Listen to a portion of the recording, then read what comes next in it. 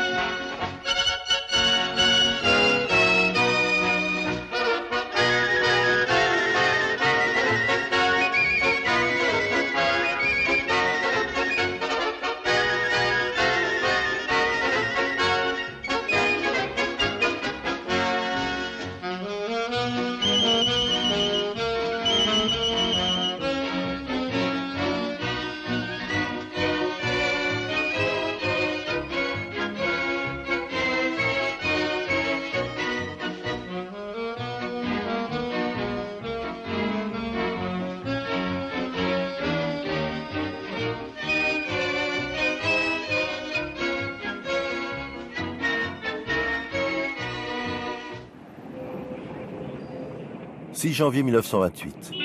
Le cirque est projeté pour la première fois au Strand de New York. Le film connaîtra un succès immédiat comparable à celui de La Ruée vers l'or, alors que le cinéma entrait dans l'ère du parlant.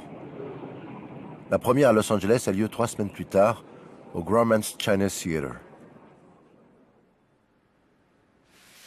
Pendant près de 40 ans, le cirque demeurera un film invisible avant que Chaplin ne se décide à le distribuer de nouveau en 1969 dans une version restaurée dont il composa lui-même la musique.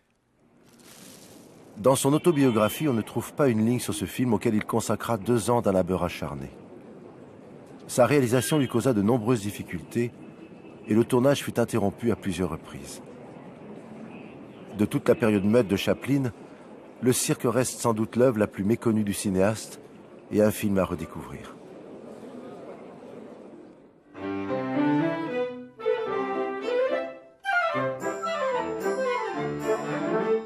Chaplin ne savait rien du cinéma quand Mack Sennett l'engage à la Keystone, mais tout ou presque tout restait à inventer.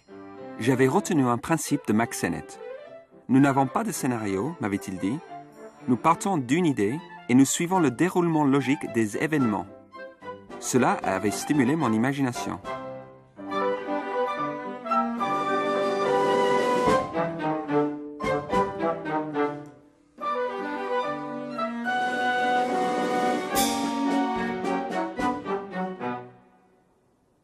Mack Sennett avait remarqué Chaplin alors qu'il se produisait dans la célèbre troupe de musical anglais de Fred Karno. Le spectacle était composé de courts numéros qui s'enchaînaient à un rythme frénétique dont le cinéma burlesque s'est largement inspiré. Le musical anglais était l'art roturier par excellence. Au XVIIIe siècle, un décret royal avait interdit en Angleterre la représentation de pièces parlées, à l'exception des théâtres royaux. Les artistes des spectacles Karno étaient les héritiers directs de la commedia dell'arte. On leur avait interdit la parole. Le spectacle du musical était l'art du peuple, un art empreint d'un certain goût de la dérision et de la subversion à l'égard de la classe dominante.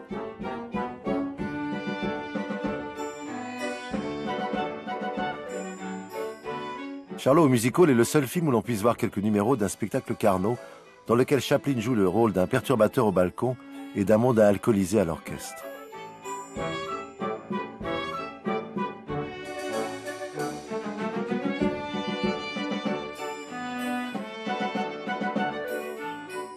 Les spectacles de Karno représentaient toutes les traditions de la pantomime, acrobatie et clownerie. Ce n'était qu'ivrognes rentrant chez eux, illusionnistes qui ratent leurs effets, chanteurs qui s'apprêtent à chanter et n'y parviennent pas.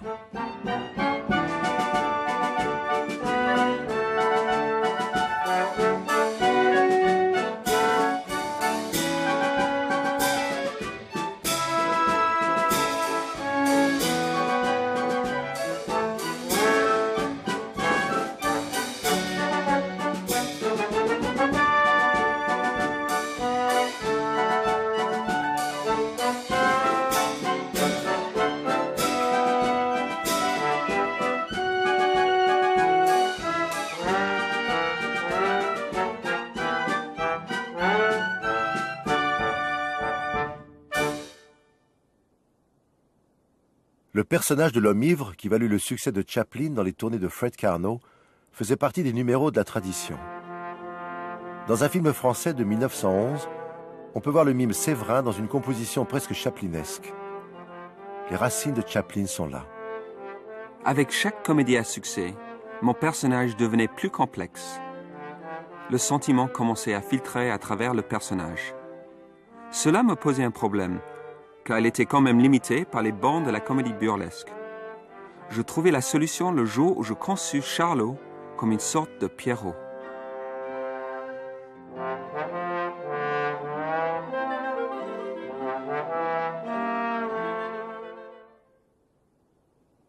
Qu'est-ce qu'un bon gag?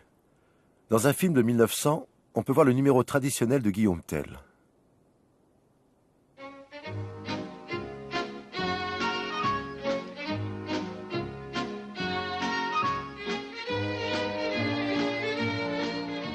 En 1918, Chaplin en tourna lui-même une version dans une bande inédite avec le célèbre comique Harry Lauder, où il remplace l'arbalète par le Colt 45. Il ne monta jamais ce film.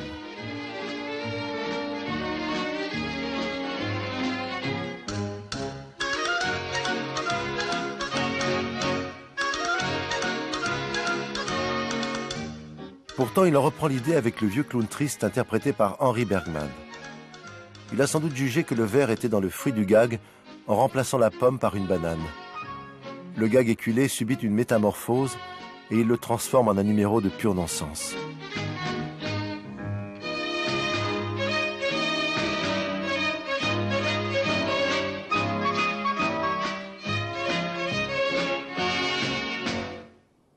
En octobre 1925, Chaplin, après un séjour de 2 mois à New York, regagne Los Angeles et se met au travail dans son studio de la Bray Avenue, qu'il a fait construire à la fin de l'année 1917. Le studio de la Bray marque pour Chaplin le signe de son indépendance. Nostalgie de son Angleterre natale, les bâtiments des bureaux ont été construits sur le modèle d'un cottage anglais. Au studio, les méthodes de production sont artisanales. La présence d'une petite équipe permanente donne à Chaplin la souplesse dont il a besoin et lui permet d'alterner les séances de travail sur le scénario, le tournage et le montage. Danny Hall, sur les indications de Chaplin, a tracé les esquisses pour les futurs décors. Ces dessins du décorateur sont très proches d'un storyboard et montrent que Chaplin, avant même d'écrire son histoire, avait déjà une vision précise de certaines scènes. Pendant la construction du décor, Chaplin et son assistant Harry Crocker partent travailler sur l'histoire. Chaplin, à cette époque, n'écrit pas de véritable scénario. Il reprend le canevas de l'intrigue d'un court-métrage où il vient au secours d'une jeune fille abandonnée par sa mère et livrée à la brutalité d'un forain. Dans le cirque, le vagabond poursuivi par la police pour un vol qu'il n'a pas commis est engagé par le directeur d'un cirque.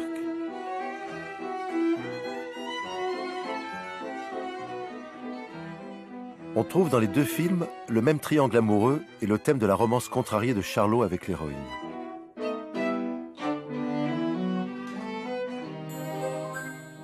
Chaplin gardera toujours la nostalgie de cet âge d'or du muet où il écrivait avec une caméra. Tout était si libre et si facile. Pas de littérature, pas d'auteur. Nous avions seulement une idée autour de laquelle nous bâtissions des gags, puis nous construisions l'histoire au fur et à mesure. Belgrade, 28 décembre 2002. Emir Kusturica a interrompu quelques jours le tournage de Hungry Heart pour prendre le temps de la réflexion. On trouve dans 2 de ses films, Underground et Le Temps des Gitans, des résonances avec l'univers de Chaplin. Ce soir-là, nous regardons ensemble le cirque dans une chambre de l'hôtel Moscou. As usual, I start my movie and then I discover during the shoot that whatever was on the paper is not enough, it's not sufficient to what I feel at that moment when I'm building or imposing my film structure for the future. So basically, what made Chaplin cinema extremely interesting among a million other things is basically that he was doing his films as almost as a writer when he starts writing his novel. He was doing movies from 1 year to 2 years. And one of the reasons why his movies are so appealing and so strong is that basically he was really structuring, and he was was one of the architects of cinema. Je n'ai pas besoin de lire des livres pour savoir que le grand thème de la vie, c'est la lutte et aussi la souffrance. La pantomime a été pour moi le moyen de communication universelle. Avec la pantomime, je peux tout dire, effectuer le passage graduel de la farce au pathétique, de la comédie à la tragédie, avec beaucoup moins d'efforts que la parole.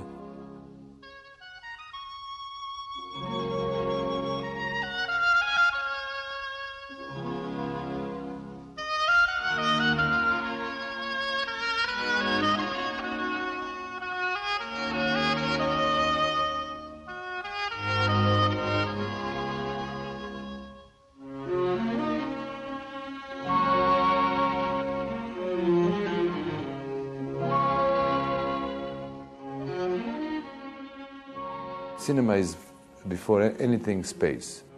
How you enter the scene, how you exit the scene, how you do all these trivial things that the viewer and the audience do not need to know. He was, I would say, inventing the life, another life. And that's why this cinema was so big, and they used to say bigger than life. What this man brought to cinema, the biggest innovation that he brought to cinema, basically patent that he brought, is how somebody invades the space.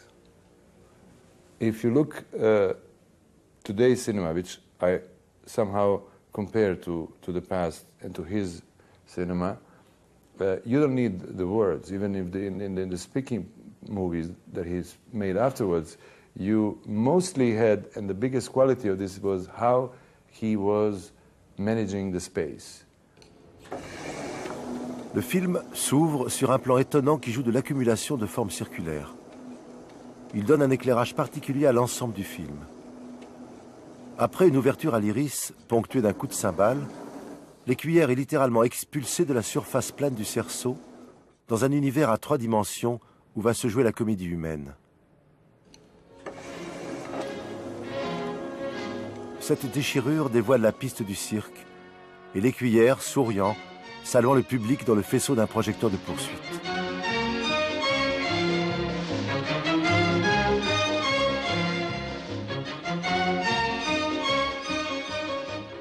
Dans cette exposition extrêmement concise, Chaplin recherche le contraste et clôt la scène avec un plan d'une grande violence.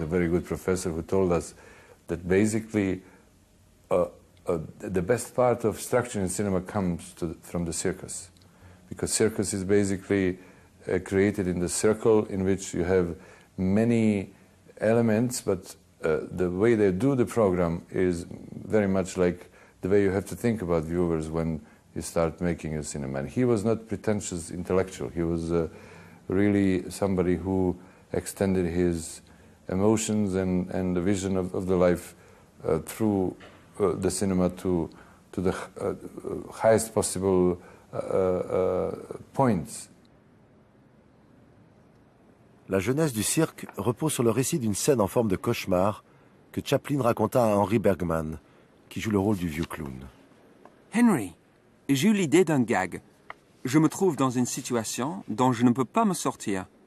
Je suis dans un endroit élevé et je suis assailli par des singes dont je ne peux pas me dépêtrer. La situation prend valeur de métaphore. Chaplin, au fait de sa gloire, est littéralement sur la corde raide. Cette idée fondatrice du film réalise un parfait mélange des genres où burlesque et suspense se côtoient. Pendant le mois de février 1926, Chaplin tourne plus de 700 plans pour cette seule séquence.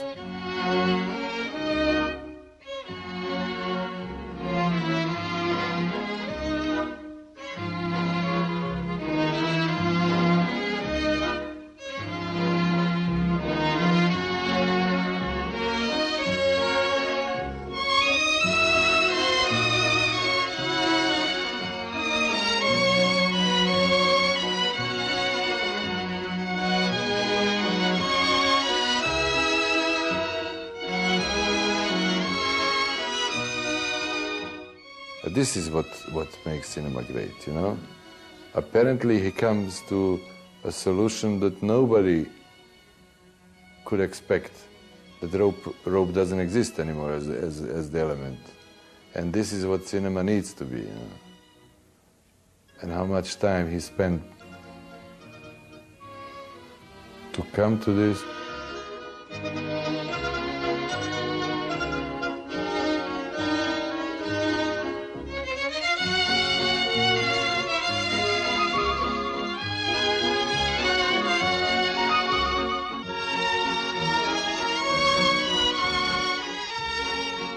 This is what right now I'm trying to do. I start playing with one element, but then I find another 5, and then it's endless. And then the movie comes so late that financiers are screaming, silently screaming.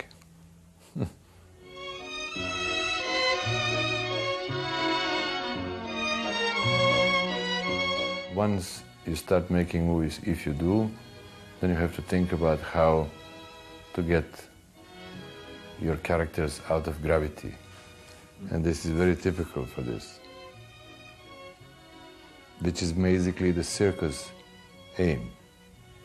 All what you see, you want to see somehow not being linked to the heavy real life that you have as a reality. Nothing is real in cinema. If you look into his movie, there is no one segment of reality that was just transferred.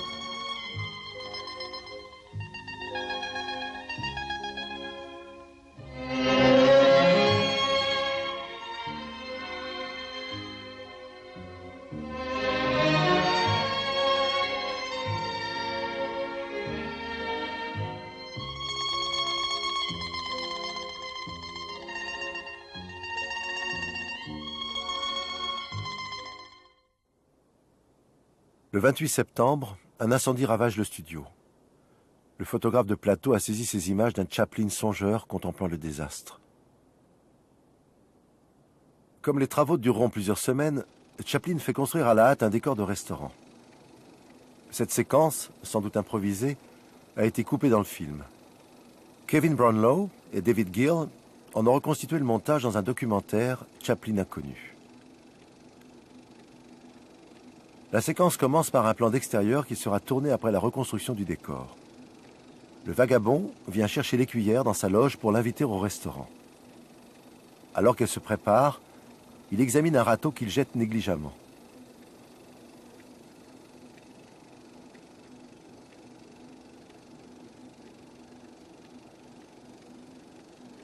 Le plan large introduit plusieurs variantes. Charlot, très sûr de lui, ouvre la porte de sa roulotte et repousse du pied un employé du cirque assis sur les marches. Le plan large est conçu pour être entrecoupé d'un raccord à 90 degrés où Myrna, pas tout à fait prête, lui demande de patienter.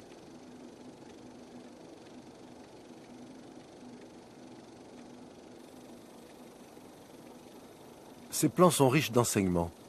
Ils révèlent non seulement les méthodes de tournage de Chaplin, mais aussi son sens de l'improvisation et un souci quasi obsessionnel d'épuiser toutes les possibilités que lui offre une scène.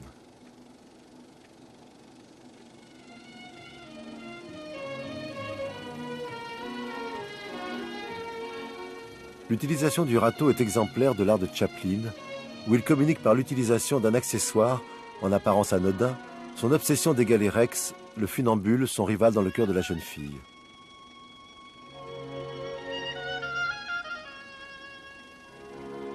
Cette magnifique idée a disparu du film au profit d'une scène plus classique, mais tout aussi efficace, où il s'entraîne devant un public imaginaire avant d'être surpris par le père de l'écuyère.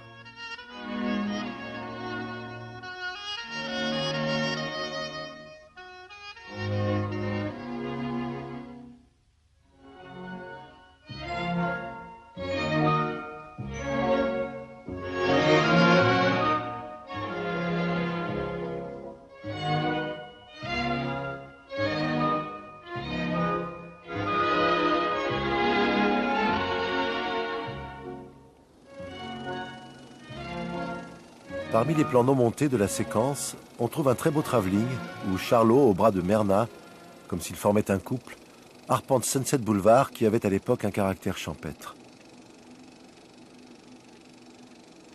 La rencontre fortuite avec Rex va contrarier les projets d'un déjeuner en tête-à-tête.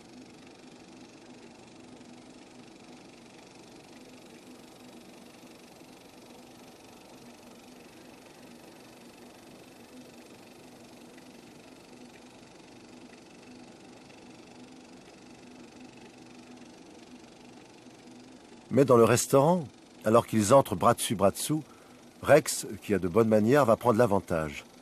Chaplin multiplie les variantes et les raffinements. Dans la première prise, lorsque le personnage à droite cadre le fait tomber, Rex s'interpose pour prendre sa défense. Le garçon leur apprend que le farceur est un redoutable boxeur.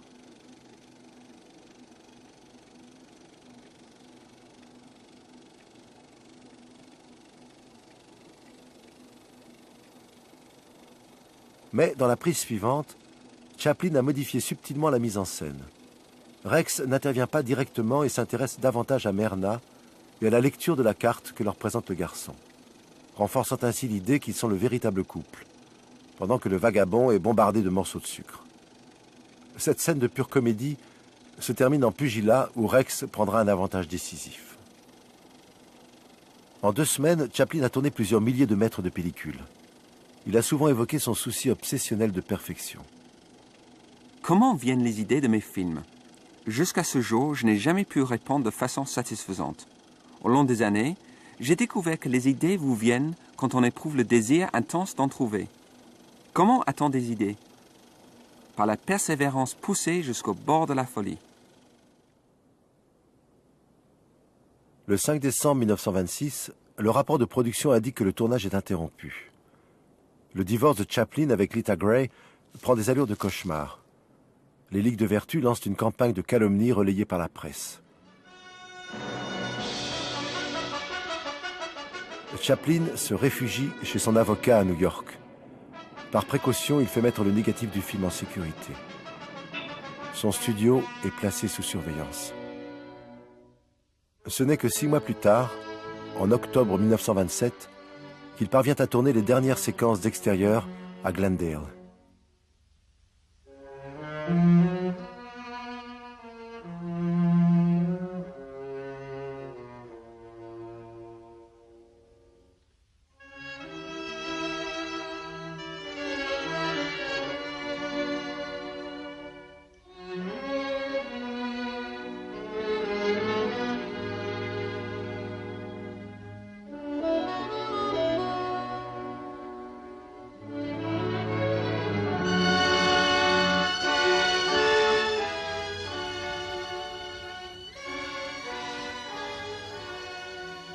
Yeah, this is this mythical Charlie is leaving. But Circle is the biggest miracle, basically. Look at now, Circle. A circle that closes, a circle that he just left. It is just like juggling in the circus. That's what our work is.